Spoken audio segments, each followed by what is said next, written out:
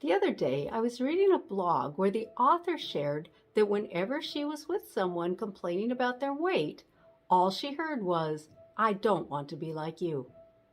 For me, anyway, that was a perspective I'd never thought about.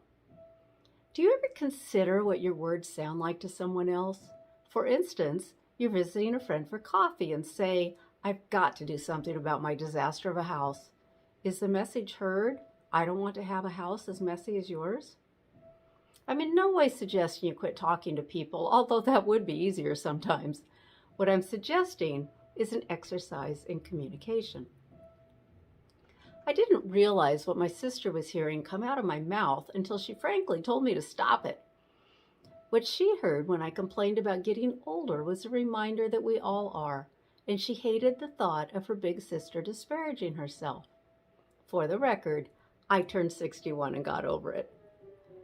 How many times do people say things to you that you hear in a completely different manner than the actual words that were spoken?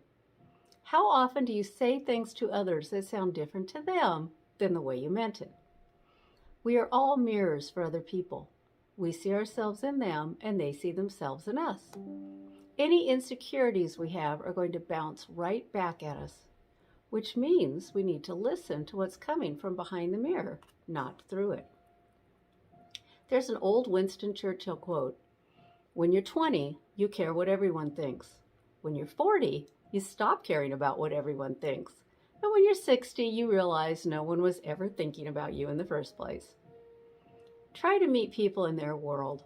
Be present and realize it's rarely about you. If they don't ask, don't give your opinion, as they are merely sharing their perspective. Unless you're my sister. She's always known best. My name is the Reverend Kathy Crosby, and there you have it, short and sweet.